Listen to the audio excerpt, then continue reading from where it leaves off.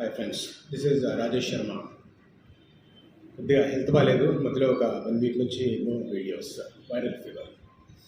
So ఇప్పుడు కూడా కొద్దిగా గొంతులో తేడా ఉంది కానీ ఓకే రైట్. ఇవాళ ఎపిసోడ్ 3 నెలల క్రితం తెలంగాణలో ప్రభుత్వాన్ని ఏర్పరిచిన రేవంత్ రెడ్డి ఎన్నికల ప్రచారంలో భాగంగా ఇచ్చిన ప్రధానమైన హామీలను నెరవేర్చే విషయంలో ఎలాంటి విధానాన్ని అవలంబిస్తున్నారు. మనందరికీ తెలుసు, డిసెంబర్ 7వ తేదీన ముఖ్యమంత్రిగా పదవీ బాధ్యతలు చేపట్టిన 2వ రోజు నుంచే మహిళలకు ఏదైతే మహాలక్ష్మి పథకం కింద హామీ ఇచ్చారో ఆర్టీసీ బస్సుల్లో మహిళలకు ఉచిత ప్రయాణం కల్పిస్తూ ఆదేశాలు జారీ చేశారు. అది వెంటనే అమల్లోకి వచ్చింది.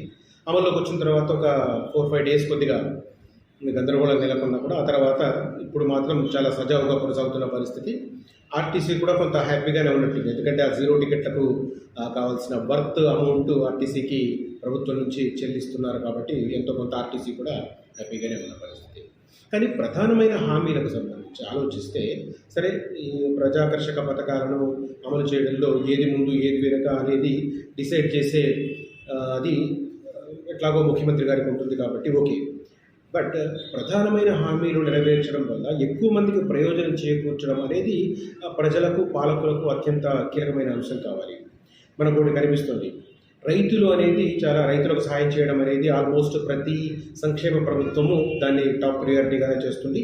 ఎవరి స్టైల్లో వారు ఆ సంక్షేమాన్ని, రైతులకు సంబంధించిన సంక్షేమాన్ని కొనసాగిస్తూ వస్తుంటారు. అయితే గత 10 సంవత్సరాలుగా మనం తెలంగాణలో రైతు బంధు పేరిట చూసాం. ఆర్థిక సహాయాన్ని రైతులకు అందజేసే ప్రక్రియ కొనసాగుతుంది. అయితే చాలా అలిగేషన్స్ వచ్చాయి గతంలో.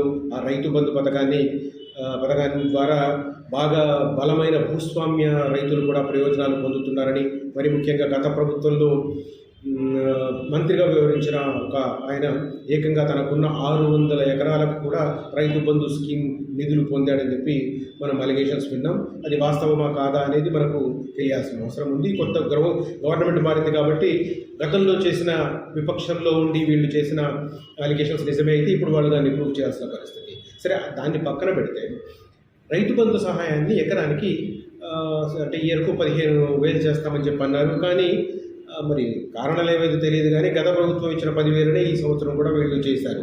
దానికి తోడు డిసెంబర్ 9 నుంచి ప్రారంభించి విడతల వారీగా ముందు 1/2 ఎకరం, ఆ తర్వాత ఎకరం ఉన్న వారికి, ఆ తర్వాత 2 ఎకరాలు ఉన్న వారికి అలా వేస్తూ వచ్చారు. ఇంకా ఆ ప్రక్రియ కొనసాగుతుంది. బట్ ముఖ్యమంత్రి గారు మాత్రం మేము వేసేసామని క్లెయిమ్ చేసుకుంటూ ఉంటారు. అది ఓకే. అయితే రైతులకు అది జస్ట్ పీనట్ మాత్రమే.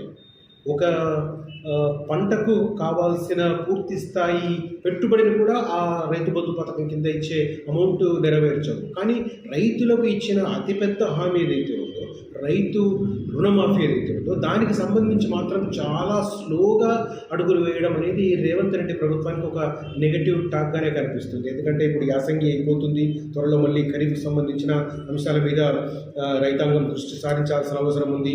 ఒకవేళ ఈరోగా రైతు రుణమాఫీ అయితే వారికి మళ్ళీ బ్యాంకులు కొత్త రుణాలు ఇస్తే వారు ఏ ప్రైవేటు వడ్డీ వ్యాపారస్తులను ఆశ్రయించకుండా తమ పెట్టుబడిని తామే ఈ రుణం ద్వారా, బ్యాంకు రుణాల ద్వారా సమకూర్చుకొని, తక్కువ వడ్డీ ద్వారా రుణం సమకూర్చుకొని వాళ్ళు మళ్ళీ పంటలు వేసే అవకాశం ఉంది. కానీ ఆ దిశగా అడుగులు చాలా నెమ్మదిగా పడుతున్న పరిస్థితి అయితే మనకు చాలా క్లియర్గా కనిపిస్తుంది. ఈ మధ్య కోదండరెడ్డి కాంగ్రెస్ సీనియర్ నాయకులు కూడా దానికి సంబంధించి, రుణమాఫీకి సంబంధించి ఒక కమిటీ వేశాం.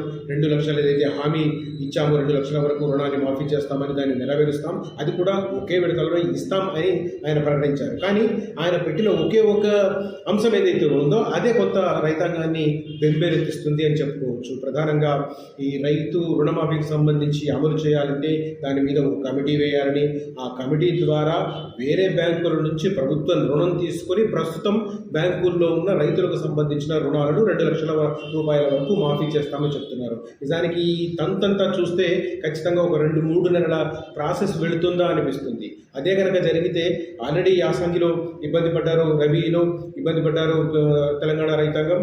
ఇప్పుడు మరో 2-3 నెలల కాలయాపన కనుక జరిగితే ఖరీఫ్లో కూడా వారికి ఎలాంటి ఉపయోగం లేని పరిస్థితి. మరి రైతు అనుకూల ప్రభుత్వం అని క్లెయిమ్ చేసుకోవడం, రైతులకు సంబంధించి చాలా అంశాలను ప్రకటించిన రేవంత్ రెడ్డి ప్రభుత్వం కావచ్చు, కాంగ్రెస్ నాయకత్వం కావచ్చు, మరి రుణమాఫీ విషయంలో ఎంత తాత్సార ధోరణిని అవలంబించడం అనేది, జాప్యం జరిగే ఒక విధానాన్ని ఒక కమిటీ ఏర్పాటు చేయడం, వారు ఇతర బ్యాంకర్లతో సమాలోచనలు జరపడం, ప్రభుత్వం దానికి సంబంధించిన రుణాలు తీసుకోవడం, ఆ రుణాలను ప్రస్తుతం రైతులు ఏవైతే బ్యాంకుల్లో రుణాలుగా కొనసాగుతున్నారో వాటికి బదలాయించడం ద్వారా రైతులకు 2 లక్షల రూపాయల వరకు రుణాన్ని మాఫీ చేస్తామని ఒక సుదీర్ఘమైన తాత్సార ధోరణిమైన జాప్యానికి తావిచ్చేలాంటి విధానాన్ని రేవంత్ రెడ్డి ప్రభుత్వం తీసుకుంది. ఇది నిజం చెప్పాలంటే రైతాంగానికి కొంత ఇబ్బందికరమైన పరిస్థితి అని చెప్పుకోవాలి. ఎంతో కొంత రైతులకు సేవ చేయాలని కోరుకుంటే మాత్రం కనీసం యాసంగి మిస్ అయిపోయింది. కనీసం ఖరీఫ్ కన్నా ఈ రుణాలు అందాలంటే వెంటనే తక్షణమే దానికి సంబంధించిన కార్యాచరణ పూర్తి కావాల్సి ఉంది.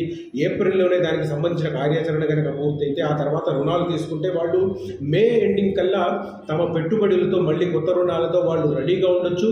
జూన్ 2nd వీక్లో ఏదైతే ఖరీఫ్ ప్రారంభమవుతుందో అప్పటికల్లా వర్షాలు ఈసారి సకాలంలో వర్షాలు పడతాయని అంచనా వేస్తున్న నేపథ్యంలో వాతావరణ శాఖ అధికారులు ఇదంతా ఒక క్రమ పద్ధతిలో కొనసాగాలని, రైతులకు సకాలంలో పంట డబ్బు అందాలని, పెట్టుబడి అందాలని కోరుకుంటే మాత్రం దానికి సంబంధించిన కమిటీ ఏదైతే ఉందో ఈ కాలయాపన కమిటీని కాకుండా వేగవంతంగా ఈ రుణమాఫీకి సంబంధించి చర్యలు తీసుకురావాల్సిన అవసరం కనిపిస్తుంది. కానీ ఆ దిశగా అడుగులు వేస్తున్న అవకాశాలు అయితే ప్రస్తుతానికి కనిపించడం లేదు. ఈ విషయంలో ముఖ్యమంత్రి రేవంత్ రెడ్డి ఎందుకు కీలక వహిస్తున్నారనేది ఇప్పుడు ప్రధానమైన ప్రశ్న. ఎందుకంటే రైతు బంధు కింద ఇచ్చే అమౌంట్ రైతులకు పీనట్స్ అయింది. ఇంకొక రకం చెప్పాలంటే దాన్ని ఇంకా అంటే అలా చెప్పకూడదేమో కానీ చెప్పాల్సి వస్తుంది. 70% అవి పడ్డ తర్వాత వారం రోజుల్లో వాటిని కడగనాకే రైతులు చాలామంది ఉన్నారు. సో వాళ్ళకి పెట్టుబడికి కాదు కదా, దేనికి ఉపయోగపడదు, కనీసం వారి ఇంట్లో కూడా ఉపయోగపడిన పరిస్థితి. ఈ చేత్తో తీసుకుని ఈ చేత్తో మద్యం షాప్కి వెళ్ళి వాటిని దుర్వినియోగం చేసుకుంటున్న పరిస్థితి. అదే సమయంలో రుణం కనుక మాఫీ అయితే పెద్ద ఎత్తున రైతులకు పెట్టుబడి సాయం అందే అవకాశం ఉంది. కాబట్టి వాటిని ఖరీఫ్ సీజన్లో వాడుకోవడం ద్వారా రైతులు ఎంతో కొంత ప్రయోజనం పొందే అవకాశం ఉంది. దానికి తోడు ఇంకొక హామీ కూడా ఇచ్చారు. కనీస మద్దతు ధర మీద 500 రూపాయలు బోనస్గా ఇస్తామని చెప్పి దానికి సంబంధించి కూడా ఎలాంటి ప్రకటన లేదు. యాసంగి పూర్తవుతుంది. ఇంకొక మనకు 15-20 రోజుల్లో యాసంగి పంటలకు సంబంధించిన దిగుబడులు వస్తాయి. అయినప్పటికీ కూడా దానికి సంబంధించిన ప్రకటన లేదు. మొత్తం మీద 6 గ్యారంటీల అమలు ఏవైతే ఉందో వాటికి సంబంధించి రేవంత్ రెడ్డి ప్రభుత్వం చిత్తశుద్ధిని ప్రదర్శిస్తుంది. కానీ కీలకమైనవి రైతులకు ప్రధానంగా ఉపయోగపడే 2 అంశాలను మాత్రం, ప్రధానమైన రుణమాఫీకి మాత్రం తాత్సార ధోరణిని ఎంచుకోవడం అనేది కొంత ఆలోచించవలసిన విషయం. అదే రకంగా రేవంత్ రెడ్డి కూడా దీని మీద పునరాలోచన చేయాల్సిన అవసరం ఉంది. రైతులకు సంబంధించి కోదండరెడ్డి లాంటి రైతు సమస్యల మీద పూర్తి అవగాహన ఉన్న వ్యక్తి ఇక్కడ ఉన్నారు. అట్లాంటి వాళ్ళు కూడా ఈ రుణమాఫీకి సంబంధించి అత్యధికమైన ప్రాధాన్యత ఇవ్వాల్సిన అవసరం ఉంది అని చెప్పాల్సిన అవసరం ఉంది. ముఖ్యమంత్రికి గుర్తు చేయాల్సిన అవసరం ఉంది. ఆ దిశగా ప్రభుత్వం అడుగులు వేయాలి. అదర్వైజ్ లేకపోతే మాటల్లో చిన్న చిన్న పీనట్స్ రైతులకు సహాయం చేయడం, ఆ తర్వాత ప్రధానమైన అంశాలను తాత్సార ధోరణిని అదే రకంగా మెల్లిగా దాని నుంచి ఆ బాధ్యతల నుంచి తప్పుకున్నట్టుగా ప్రజలు భావించాల్సిన అవసరం ఉంది. ముందు మనం లోక్సభ ఎన్నికలను చూడబోతున్నాం. ఈ లోక్సభ ఎన్నికల షెడ్యూల్ మహా అయితే ఇంకొక వారం 10 రోజుల్లో వచ్చే అవకాశం ఉంది. ఆ తర్వాత ఒకవేళ చేయాలనుకున్న రుణమాఫీ చేయలేరు. కాబట్టి ఈ విషయంలో ముందుగానే నిర్ణయం తీసుకొని వేగవంతమైన నిర్ణయం తీసుకోవడం ద్వారా ఒక రకంగా లోక్సభ ఎన్నికల్లో కాంగ్రెస్ ప్రభుత్వం అనుకూలమైన ధోరణిని పొందవచ్చు. లేకపోతే ఈ రుణమాఫీ జరగకపోతే మాత్రం జస్ట్ రైతులకు పీనట్స్ ఇచ్చి ప్రధానమైన సమస్యను పక్కన పెట్టింది అన్న అలిగేషన్ను విపక్షాల నుంచి బీఆర్ఎస్ కావచ్చు, బీజేపీ నుంచి ఎదుర్కోవాల్సిన వస్తుంది రేవంత్ రెడ్డి ప్రభుత్వం అని చెప్పుకోవాలి. ఇది నాకు ఈ రుణమాఫీకి సంబంధించి అత్యంత కీలకమైన అంశం అనిపించింది. కొన్ని దినపత్రికలు, కొన్ని రెఫరెన్సెస్ చూస్తూ ఉంటే అందుకే ఈ వీడియో చేద్దామని చేస్తున్నాను. ఈ వీడియో కనుక మీకు నచ్చితే నా అభిప్రాయం ఏకీభవిస్తే ఈ వీడియోను లైక్ చేయండి, షేర్ చేయండి. అదే రకంగా నా ఛానల్ను సబ్స్క్రైబ్ చేసుకుని నన్ను ప్రోత్సహించండి. Thank you.